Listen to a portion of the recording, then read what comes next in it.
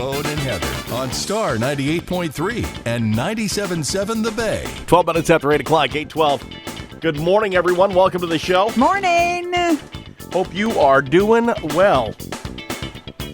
It is 12 minutes after 8, 8:12. Morning, everybody. 13 minutes after 8 o'clock, 8:13. And joining us on the phone lines this morning is Dr. Mehta. Good morning, doctor. How are you?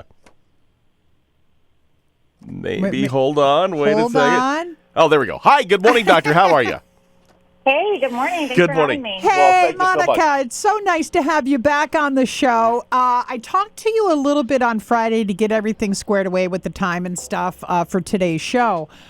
And I was very, very interested in Robert Kennedy Jr., and his whole thing before Congress and talking about, vaccines and things like that, to the point where Florida has decided now that you don't need to vaccinate your kids to have them go to public school. And I went, I'm not sure. Where do you think this fear is coming from of vaccines that have been around since God was a boy? I honestly don't know where all of this noise is coming from, because I can tell you what I see in my office, and if you talk to basically any real pediatrician, they will tell you that vaccines are one of the safest things that we have and are so incredibly effective. I mean, it's probably one of the best ways that we can keep kids healthy, keep them in school, keep them out of the ER. So I honestly don't understand where all of this crazy noise and it's just misinformation is coming from.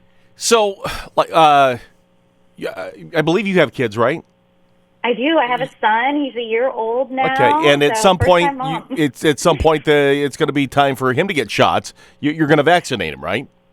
Yeah, he's actually gotten a ton of shots already. Okay, that's how much I know about it. I don't know because it does lend to a lot of confusion in the in the populace, because we're trying to figure out what is the best course of action, not only for ourselves but for our families. And there's, with the internet and everybody's posting these things, there's a lot of, I'll just say, disinformation. A lot of information, not all of it is good. How much of your day is just spent trying to convince people and cajole them? Yeah. Or do you just go, hey, whatever you want to do? Well, I think, first of all, it's important to recognize that parents are really just trying to make the best decisions that they can for their children, right? Like, they just want to protect their kids. The hard thing now, I think it's harder than ever to be a parent right now, because there's just so much bad information online. Yeah, right. Social media in particular has really, amplified those voices that are just loud, emotional. I mean, these are things that are trying to get people to click and like and watch, right? So there's a lot of fear mongering. They're trying to cast doubts on things. So even a parent who's very well-meaning can get swept up in that. I mean, I've seen these videos and they are, wow, they are meant to provoke a lot of fear. My thing that I talk to, so we can go, point by point and kind of break down all of the bad information that's out there. But on the whole, one of the things I tell my patients is you got to decide who you want to trust, right? Do you want to trust some random person online who has never met your kid, who has never met your family?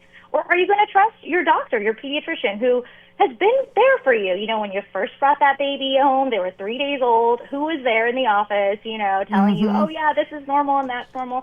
Who did you call when your kid had a 104 fever at 2 in the morning? Like, I pick up the phone, right? I'm there for my patients. And when your kid breaks an arm or, gets really sick, you take them to the ER. And who's there at the ER? A doctor, right? Doctors and nurses, healthcare providers, they're there for you. They show up again and again and again. Hey, Monica. Not rando. Yeah. Hey, let me ask you this. Okay, let's say that, and I don't see Maryland doing it, but let's say, don't worry about getting your kids don't need a vaccine. What's the thing that scares you the most? What is the disease out there where people are like, oh, it's not around anymore. We don't need to worry about it. We'll, herd immunization. And what's the one thing that really makes you nervous as a pediatrician, as a doctor?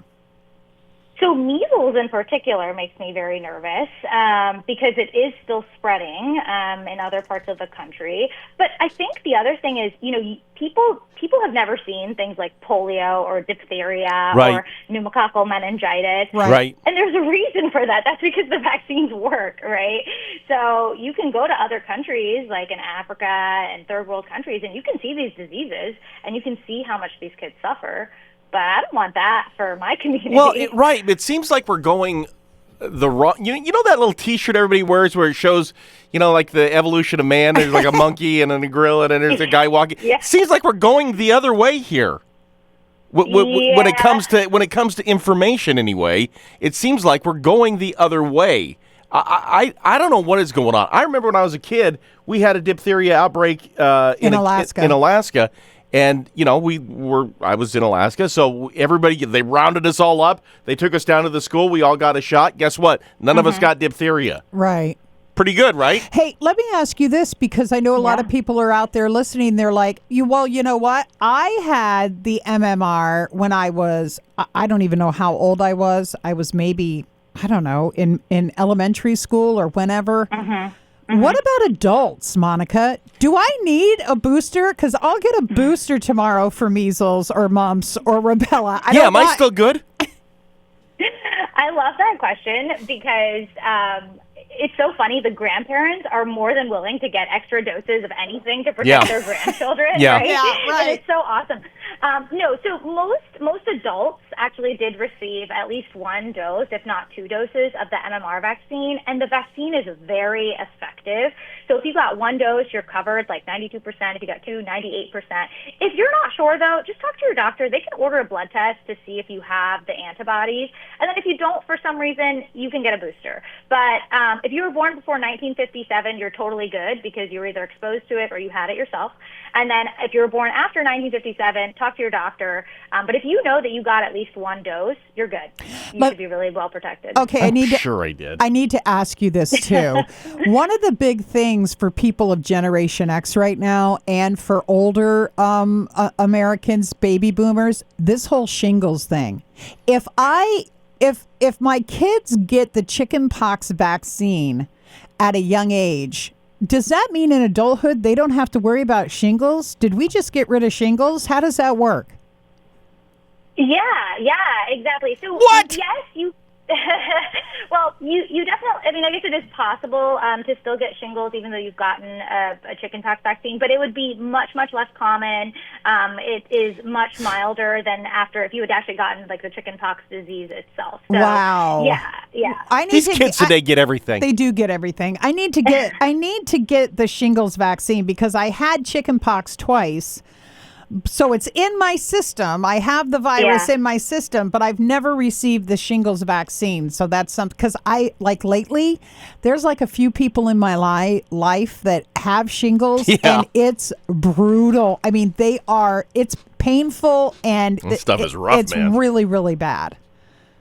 Yeah, I had a friend in medical school who got it because of the stress of medical school. Oh, you're kidding! So miserable. Yeah. Oh my gosh. She was like 22 or something. Yeah. It was Oh terrible. my gosh. So you would advise, talk to your doctor, make your decision, but talk to an actual professional that deals with this every single day and deals with vaccines every day. Have a heart-to-heart, and then make your choice. Hey, how many times a week do you hear this? Yeah. Well, listen, I looked up my symptoms online. How many times? Does that drive you crazy?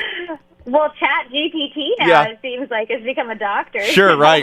I can't imagine. Yeah, I can't imagine what Listen, you're up against. Go see a real doctor. Just go see a real. You guys were talking about those fights earlier this morning. Yeah. I was like, if I'm fighting against polio, I want a real doctor on my team. Amen, not, sister. Some random ChatGPT doctor. I want Marjorie Taylor Greene of vaccines in my corner. Right. All right, Dr. Mehta, thank you for your time this morning. Dr. Mehta, of course, working over at Calvert Health Medical Center and doing great work over there. We appreciate your time this morning. Thank you, Monica. Thanks. We appreciate you. Thank you, guys. Have a great day. See ya. You too. Bye-bye. All right. Listen, that is good advice.